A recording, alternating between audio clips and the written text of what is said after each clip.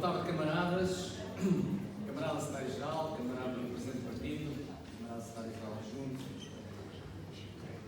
Bom, camaradas, eu não sei, mas eu acho que conheço o António Costa para aí há uns, talvez, quase 40 anos. Desde os meus tempos, 40 anos, quase. E ainda há pouco um camarada, dos meus tempos de JS, também está aqui hoje, estava-me a contar a forma como nos conhecemos há muito perto de 40 anos, não há tantos, mas há 30 e muitos, e estávamos precisamente em dois lados da barricada distintos. Ele estava a apoiar o das vistas, eu estava a apoiar José Polinário, ele estava a apoiar a Margarida Marques, e o António Costa também estava a apoiar, nessa altura, o Polinário, creio. Bom, mas isto para dizer que nada me move contra o António Costa, pelo contrário, sempre nutri uma especial simpatia pelo António Costa e, aliás, apoiei o António Costa nas primárias de 2014. Porque senti que realmente ele era, na verdade, o socialista mais bem posicionado para ser primeiro-ministro. E mantenho essa opinião. Agora, na verdade, eu não posso, enquanto militante do Partido Socialista, estar de acordo com tudo o que o António Costa faz. Estou de acordo com muita coisa que ele tem feito pelo país. E reconheço o seu trabalho e reconheço as circunstâncias particularmente difíceis em que esse trabalho tem sido feito. E, portanto, esse mérito, como é óbvio, é devido ao António Costa. E provavelmente até considero que o António Costa é o socialista mais bem posicionado ainda hoje para disputar as eleições em nome do Partido Socialista. E, portanto, camaradas, dito isto, acho que ninguém me pode acusar de anticostismo. Agora, não posso é deixar, naturalmente, de dizer o que penso e ter a minha leitura sobre a situação política. E realmente, os último mês foi um mês horrível para o Governo e, em particular, para o António Costa. E eu acho que isso tem a ver com o erro que ele cometeu quando realmente formou este Governo. Foi ter levado para o Governo, ter feito um Governo de putativos sucessores. Portanto, ele transferiu para dentro do Governo a luta pela sucessão dentro do Partido Socialista. Mais, eu acho que ele até a promoveu, designadamente no último Congresso Nacional, não é? Quando quase que nomeou os putativos candidatos à sua sucessão, e até foram colocados, enfim, numa monta no Congresso, com grande pompa e circunstância. E, portanto, eu acho que isso, o erro, esse foi o pecado original. Porque isso, naturalmente, transferiu para dentro do Governo toda a atenção e toda a conflitualidade que devia ser dirimida no seio do partido. E, portanto, o Governo foi transformado num campo de batalha das fações dentro do costismo. E o António Costa, na verdade, contribuiu para isso, porque até inventou artificialmente candidatos que nunca o serão, como todos nós sabemos. E claro que depois havia um problema, ou teve um problema a partir, sobretudo, de 2019, quando ganhou as eleições e decidiu, e na minha perspectiva bem, que de facto a geringonça não devia ser reeditada e que era preciso virar a página. E, portanto, nessa altura, entrou em conflito direto com o Pedro Nuno Santos, que sempre defendeu a continuidade da geringonça, que sempre se bateu pela geringonça e que, aliás, nessa altura foi logo avisando que a geringonça não era um parênteses. E, portanto, a partir daí, quer dizer, as relações entre o António Costa e o Pedro Nuno Santos, porque não por questões pessoais, penso eu, e não por divergências pontuais, mas por divergências de fundo relativamente ao posicionamento estratégico e até ao posicionamento político ou ideológico do Partido Socialista, eram inevitáveis.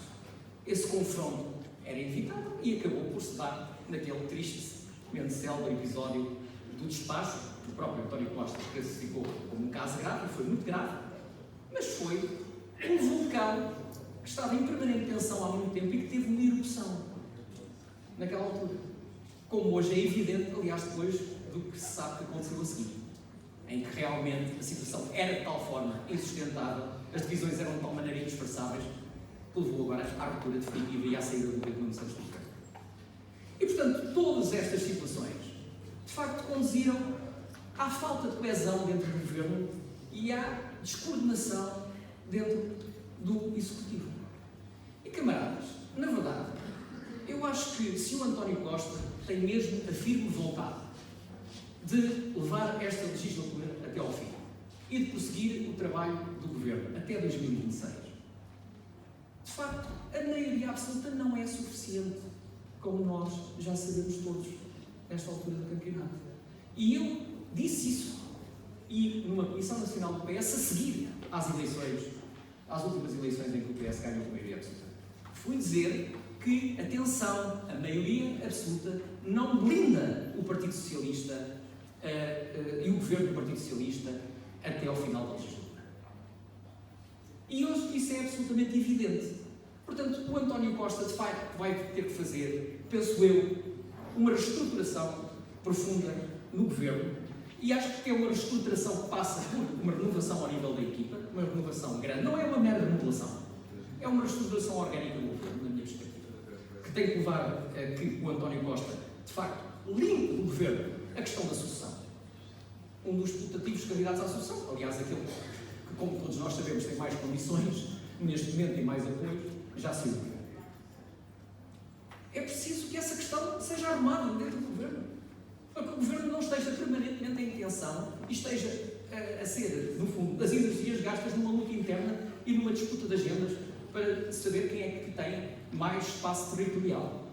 Isso não pode acontecer, porque isso acaba por prejudicar a ação do próprio Executivo e afeta, na verdade, a coesão e a coordenação do governo. Portanto, eu acho que o António Costa deve fazer duas coisas na minha perspectiva. Vou-lhe dar dois conselhos, provavelmente os vai aceitar, mas eu fico bem com a minha consciência e com o partido aqui propor isso. Primeiro, acho que deve, de facto, fazer uma reestruturação do governo e deve, nessa reestruturação do governo, ao nível orgânico, resolver um grande problema que tem, que é o problema da coordenação.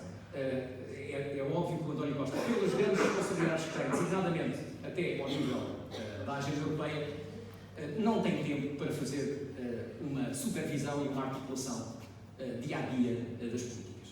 E, portanto, é preciso que, efetivamente, alguém no governo se ocupe disso. E, portanto, também não pode ser um secretário de Estado, com todo o respeito. Também não pode ser um secretário de Estado a fazer isso. Nem sequer pode ser, provavelmente, um ministro igual aos outros. Portanto, eu acho que o António Costa devia criar, de facto, o cargo e a figura de vice-primeiro-ministro.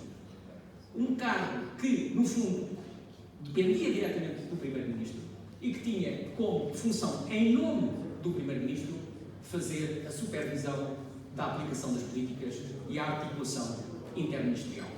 Eu acho que isto resolvia, em definitivo, o problema da coordenação do governo. Claro que teria de escolher uma personalidade com peso político e com créditos firmados para ter autoridade para poder desempenhar essas funções. A outra proposta que eu acho que faz todo o sentido é que o António Costa precisa, efetivamente, de ter uma agenda reformista que ainda não conseguiu encontrar. Uma ambição estratégica de médio e longo prazo para o país. E eu lamento dizer, mas eu não encontro essa agenda reformista no programa do governo. Encontro, sim, essa agenda reformista, António Costa, no documento que lançaste em 2014 e que serviu, que esteve na base da tua candidatura à liderança do PS. Aí encontro essa tal agenda reformista. Na agenda para a década está lá a agenda reformista que o país precisa. Uma visão estratégica de médio e longo prazo. E encontro também, em muitos aspectos, essa agenda estratégica no programa eleitoral do Partido Socialista de 2015. E até no programa eleitoral do Partido Socialista em 2019. Mas não nos programas do governo. Porque os programas do governo foram sendo sucessivamente rapados de todas as medidas mais transformacionais. Porquê? Em primeiro lugar, com a desculpa da geringonça. Porque a geringonça e os partidos à nossa esquerda não permitiam que fôssemos mais além em muitas matérias e designadamente nas tais reformas estruturais. E depois da geringonça? Agora temos que maioria absoluta. Não há desculpa. Não há desculpas. Portanto, acho fundamental que o António Costa revisite os programas eleitorais do Partido Socialista e a agenda para a década e, no fundo, vai encontrar aí muitas das medidas que são fundamentais para essa ambição estratégica que o país precisa. E, enfim, eu já nem vou falar, enfim, das medidas, das dezenas de medidas e propostas que foram apresentadas nas moções de estratégia política que eu apresentei aos últimos 3 congressos do PS, em matéria de reforma do sistema político, de justiça, de fiscalidade, de administração pública, etc, etc. Nem vou falar disso, mas falo, por exemplo, das dezenas de moções sectoriais que foram aprovadas desde que o António Costa é líder do Partido Socialista. Dezenas de moções sectoriais. Muitas propostas muito interessantes, muito relevantes, e que caíram por simplesmente em saco roto.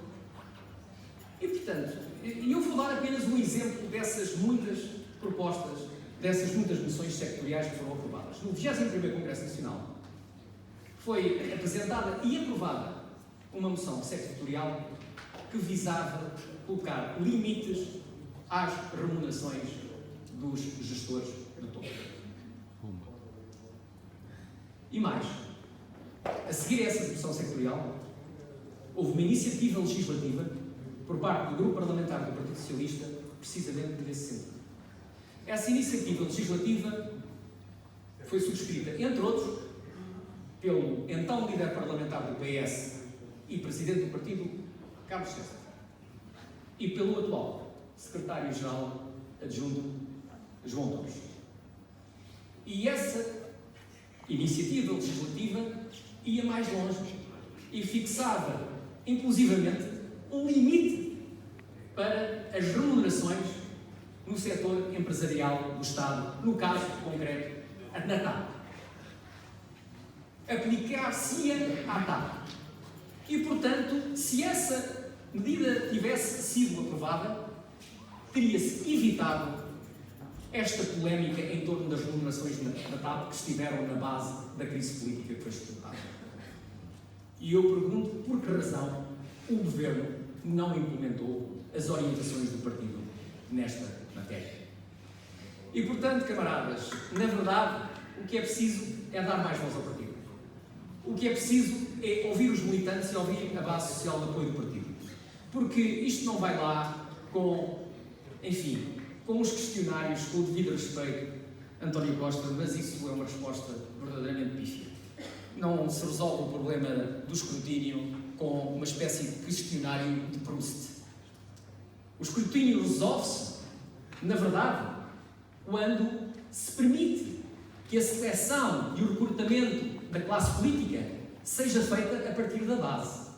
Porque o grave problema, o problema de fundo, o problema que expôs este conjunto de ciências não diz apenas respeito ao Governo, nem diz respeito ao Partido Socialista, diz respeito a todo o sistema partidário. E a questão fundamental e fulcral é a questão do recrutamento, a forma como é feito o recrutamento da classe política em Portugal. É isso que tem que ser atacado e é isso que tem de ser alterado. E só há uma forma verdadeiramente legítima e democrática e meritocrática para o fazer. É através de eleições primárias. É através do voto nominal. Porque aí o escrutínio é feito a anteriori e não é feito às escondidas. É feito às claras. É feito à vista de toda a gente. É feito com o envolvimento e participação dos cidadãos.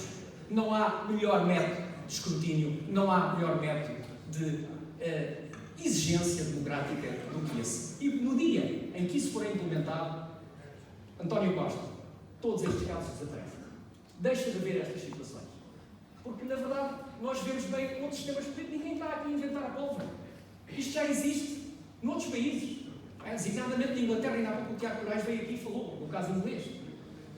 O caso inglês, nem sequer, os membros do governo têm que ser escolhidos entre os membros do Parlamento, têm que ser Member of Parliament para ir para o governo. Porquê? E estamos num sistema de círculos uninominais, onde todos os membros do Parlamento, não é, têm que se candidatar e têm que ser, no fundo, escolhidos num processo aberto, transparente e onde todo o escrutínio é feito pelos eleitores. Eles vão ter que dar contas de tudo, a sua vida é vasculhada de uma ponta à outra, têm que explicar toda a trajetória da sua vida profissional e política. E isso é feito pelos eleitores. Pela comunicação social, é certo também, mas pelos eleitores. E com isso, na verdade, todos os problemas ficam em grande medida resolvidos. Só uma última palavra sobre a questão das comemorações dos 50 anos do Partido Socialista para dizer o seguinte. Eu espero que, na verdade, o Partido Socialista aproveite as comemorações dos seus 50 anos para prestar uma grande homenagem, não apenas aos seus fundadores, mas aos seus militantes históricos.